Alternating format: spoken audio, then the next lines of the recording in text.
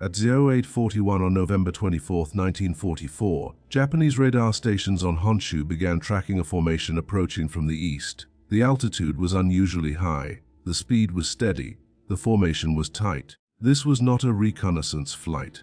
It was a bomber stream. Moments later, Japanese fighter pilots scrambled to intercept what they already suspected were B-29 superfortresses, the same aircraft that had begun appearing over Japan with increasing frequency and devastating effect. But when the pilots reached altitude and closed in, something about the formation made no sense. Flying alongside the bombers was an aircraft with no visible defensive armament. No gun turrets, no tailguns, no nose guns. It was large enough to be seen clearly, close enough to be identified. Japanese pilots radioed the anomaly immediately.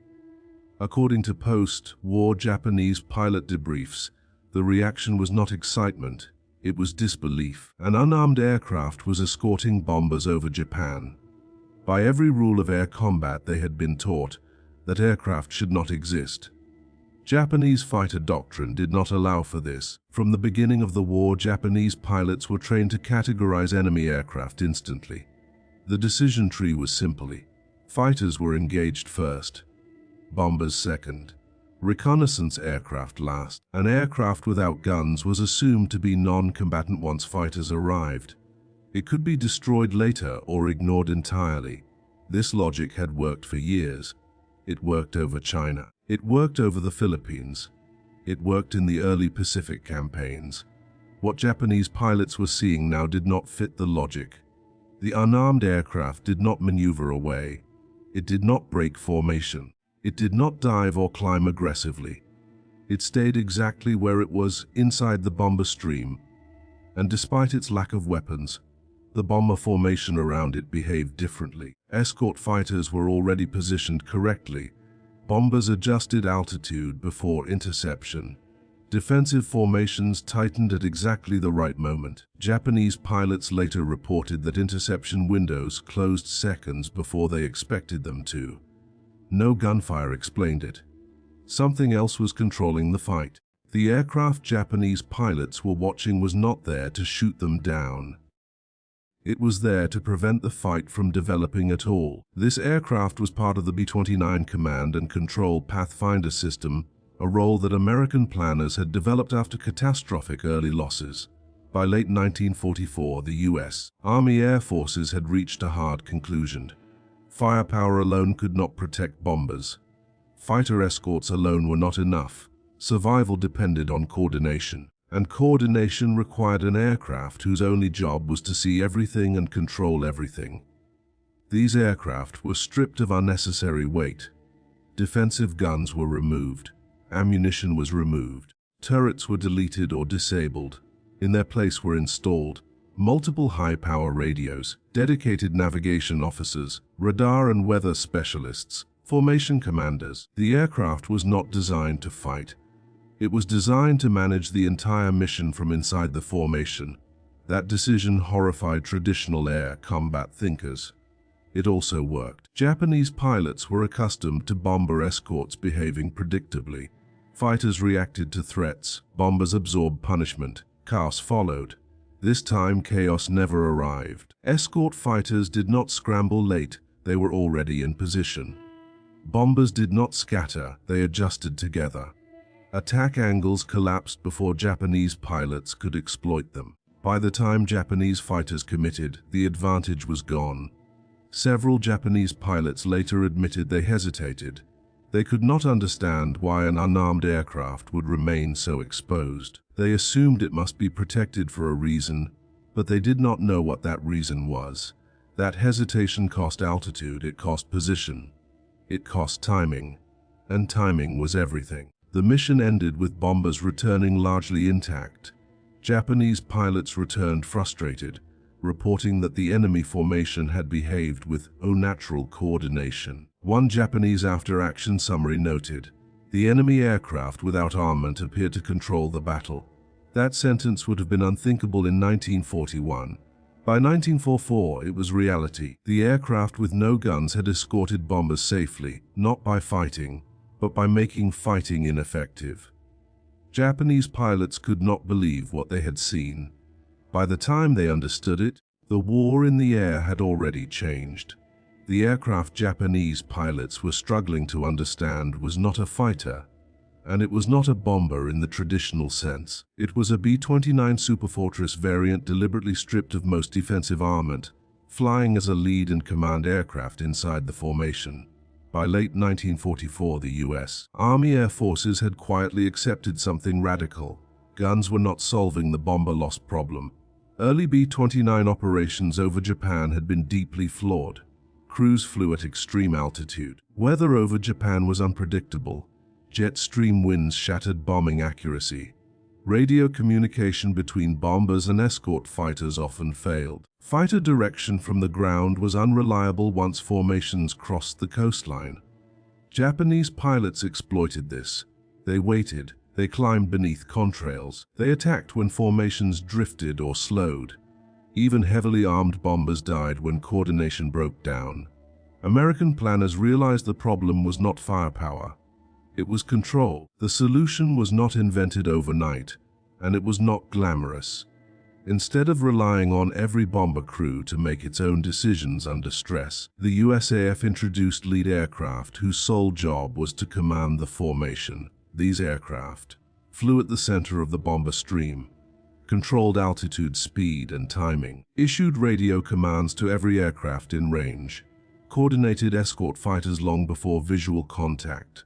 To do this effectively, weight had to be reduced. So guns were removed, defensive turrets were heavy, ammunition was heavy, gunners added weight and distraction. The lead aircraft did not need them.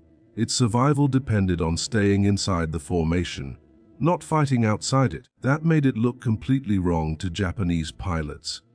Japanese fighter doctrine emphasized decisive engagement. Pilots were trained to identify the most dangerous aircraft and attack it first. Fighters with guns were the priority, bombers were next. Aircraft that did not shoot were considered secondary. The lead B-29 violated every visual cue Japanese pilots relied on. It stayed close. It did not maneuver aggressively. It did not fire back. Japanese pilots later admitted they often assumed it was a navigation or observation aircraft and focused instead on fighters or bombers. That assumption gave the Americans exactly what they needed. From inside the formation, the lead aircraft could see everything. It monitored Japanese approach routes. It detected altitude mismatches early. It ordered bomber adjustments before interception. Escort fighters were repositioned proactively instead of reactively. Japanese pilots later described this as natural anticipation. In reality, it was centralized command. This system changed the tempo of air combat. Japanese pilots were used to exploiting small delays, moments when bombers hesitated, when escorts were late, when formations fractured. Those moments vanished. Bombers turned together. Altitude changes were synchronized. Escort fighters appeared already in position.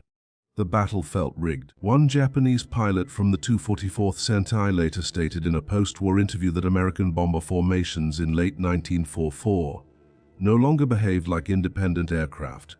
That was accurate. They were no longer independent. The lead aircraft's lack of guns was not a vulnerability. It was a declaration. It meant the aircraft would not break formation. It would not chase. It would not panic. Its only function was command, and command, once established, proved more powerful than fire. Japanese pilots attempted to adapt.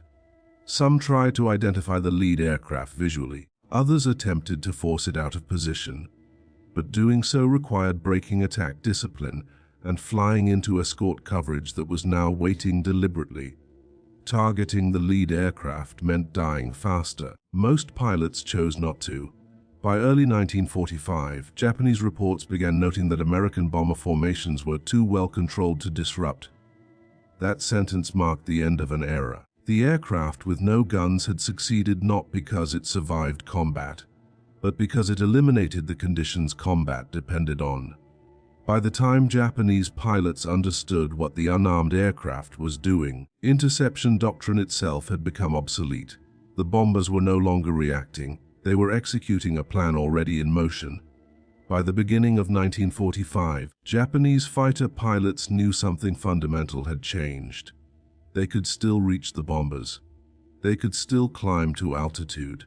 They could still make contact. What they could no longer do was control the engagement. That loss mattered more than firepower. Japanese pilots began reporting a specific, recurring problem. American bomber formations were no longer drifting. They were no longer late. They were no longer surprised. Even when Japanese radar provided early warning, interception results were inconsistent. Fighters arrived in position only to find escorts already waiting at the correct altitude bands. The window for decisive attack had narrowed to seconds. Often, it closed before pilots could commit. Japanese air doctrine had been built around exploiting bomber rigidity. Heavy bombers were expected to fly predictable routes. They were expected to maintain speed and altitude regardless of threat. They were expected to absorb punishment rather than evade. That assumption had held true earlier in the war. The new American formations did not behave that way. They adjusted before engagement. They altered altitude subtly. They shifted heading just enough to disrupt interception geometry. These changes were not dramatic enough to be obvious from a distance, but they were devastating to timing. Japanese pilots described these encounters as slipping away, not escaping outright, not outrunning fighters, just never quite being where they were supposed to be. Post-war Japanese pilot interviews reveal consistent confusion. Several pilots recalled seeing an aircraft within the bomber formation that did not fire and did not maneuver, yet appeared central to the formation's behavior. One pilot described it as the aircraft the others listened to. That observation was more accurate than he realized.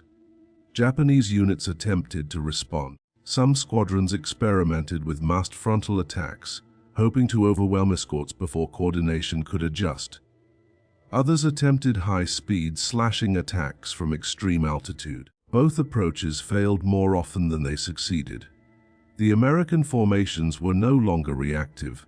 They were managed. The presence of a command aircraft inside the formation removed individual discretion from bomber crews. In earlier operations, bombers reacted independently to attack. Some tightened formation. Others scattered. That inconsistency created openings Japanese pilots exploited. The lead aircraft eliminated that inconsistency. Bombers turned together. They climbed together. They descended together. Japanese pilots faced a single unified target instead of dozens of individual decisions. This unity made interception riskier. Attacking a unified formation required committing fully. There was no partial engagement, no probing attack to test reactions.